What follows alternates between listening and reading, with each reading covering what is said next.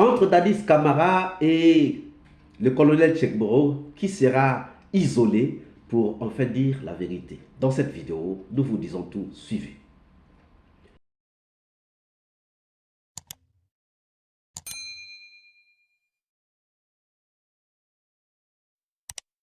Bonjour, bonsoir, cela dépend de l'heure à laquelle vous regardez cette vidéo. Bienvenue si vous nous découvrez pour une première fois.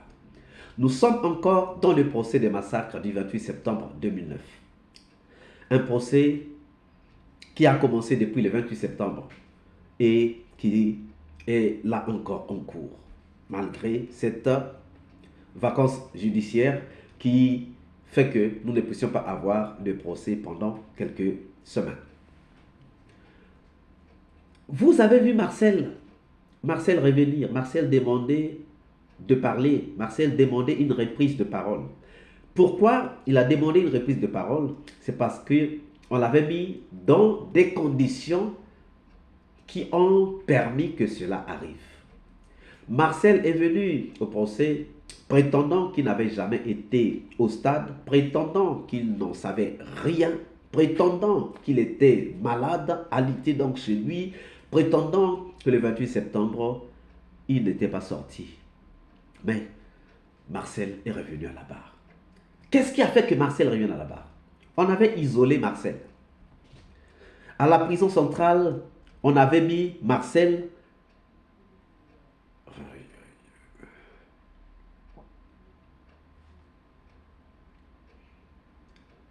À la prison centrale, on avait mis Marcel dans des conditions qui allaient le forcer à parler, à dire la vérité, parce que le tribunal était convaincu que Marcel était là-dedans. Le tribunal était convaincu que Marcel était l'un des éléments les plus importants dans les massacres du 28 septembre 2009. Mais puisqu'il a dit qu'il n'était pas au stade, il fallait le pousser à parler. Et on l'a isolé. On l'a isolé. Il n'avait pas le contact direct avec les Dadis Camara, avec les Tchekboro, avec les Pivi. On l'avait mis à Madagascar. C'est-à-dire à la maison centrale de Conakry. Il y a une zone qu'on appelle Madagascar. Donc, Madagascar, vous savez, c'est une île qui est en Afrique, mais pas dans l'Afrique. Et donc, on avait mis Marcel à peu près hors de la prison. En prison, mais isolé quelque part. C'est ça qui a fait que Marcel puisse craquer. Et Marcel a craqué. Marcel a demandé une reprise de parole pour venir finalement dire toute la vérité. Et il a commencé à nous dire la vérité. Il a commencé à nous parler. Il n'a pas encore tout déballé parce qu'il attend aussi les confrontations. Mais il a commencé à nous donner des indices qui nous permettent de comprendre que Dadis Camara était fautif dans cette affaire des massacres du 28 septembre 2009. Maintenant, le parquet est en train de chercher un moyen pour isoler une personne entre Dadis Camara et Tchekboro. Je crois que c'est Tchekboro qui sera isolé. Pourquoi c'est Tchekboro qui sera isolé? On va mettre Tchekboro à l'écart. On va l'isoler. C'est-à-dire, il ne va plus avoir le même contact qu'il avait avec les Dadis, avec les Pivi. Et on va le pousser à craquer. Parce que le tribunal a compris que Tchekboro est un élément clé dans les massacres du 28 septembre 2009.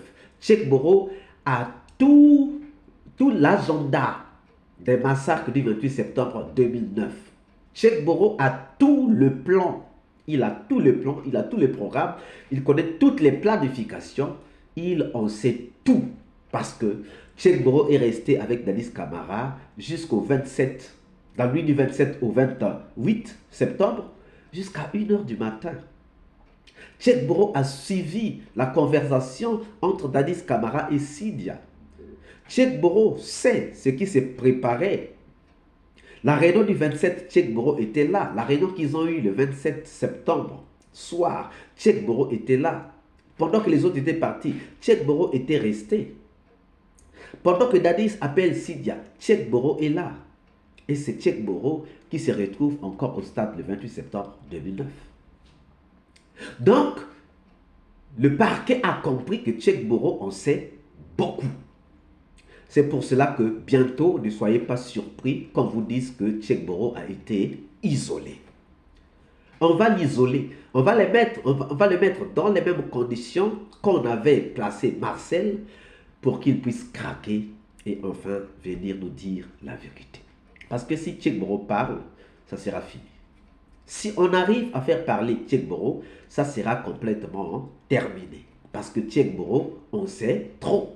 Tchèque-Boro, on sait tout sur les massacres du 28 septembre 2009.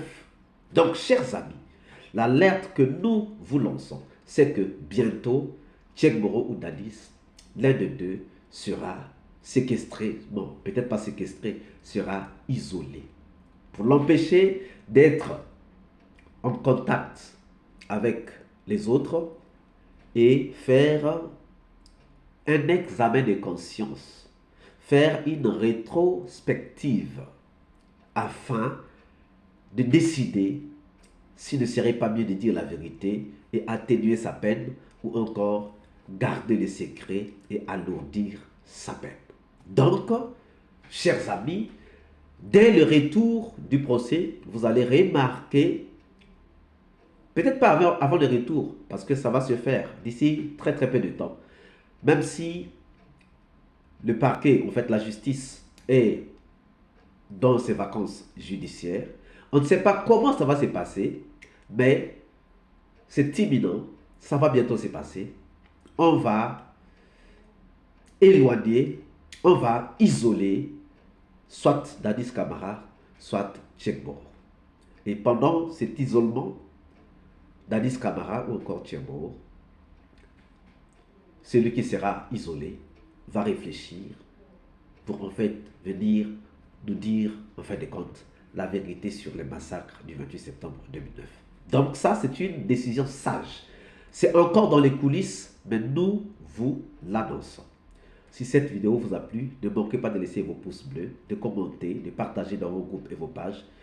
Si vous n'êtes pas encore abonné, abonnez-vous, cochez la cloche de notification pour être averti à temps réel de toutes nos prochaines publications.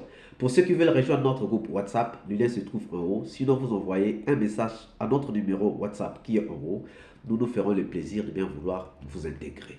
Si vous aimez l'Afrique, si vous voulez que l'Afrique se développe, la nouvelle chaîne est là, Vision d'Afrique Plus. Abonnez-vous. Je vous dis à très bientôt. Ciao.